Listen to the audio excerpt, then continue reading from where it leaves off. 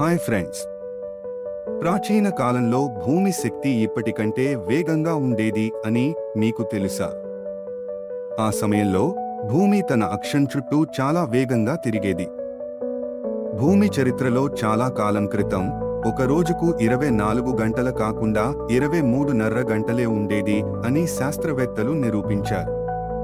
ప్రాథమికంగా భూమి తన అక్షం చుట్టూ తిరిగే వేగం కాలక్రమేణా తగ్గింది.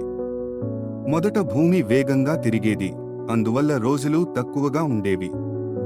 చంద్రుడి అలల ప్రభావం అనేది భూమి శక్తి మీద చంద్రుడికి గల ప్రభావాన్ని సూచిస్తుంది. ఈ అలలు భూమి శక్తిపై చిన్న స్థాయిలో ప్రతిఘటన కలిగిస్తాయి. భూమి 4.5 బిలియన్ ఏళ్ల క్రితం ఏర్పడినప్పుడు అది చాలా వేగంగా తిరిగేది. అప్పుడు ఒక రోజుకి కేవలం 6 గంటలే ఉండేది. కాలక్రమేణా భూమి శక్తి మందగించింది. 700 మిలియన్ సంవత్సరాల క్రితం ఒక రోజు సుమారు 23.5 గంటల సమయానికి చేరుకుంది. గతంలో భూమి త్రాణం ఎలా ఉండేదో తెలుసుకోవడానికి శాస్త్రవేత్తలు రాతలు, సముద్రపు ఫాసిల్స్ ను పరిశీలించి గతంలో రోజులు తక్కువగా ఉన్నాయని నిరూపించటం జరిగింది. యుఏఈలోని అల్-హజర్ పర్వతాల్లో జరిపిన పరిశోధనల్లో ఈ విషయాలు తెలిసాయి.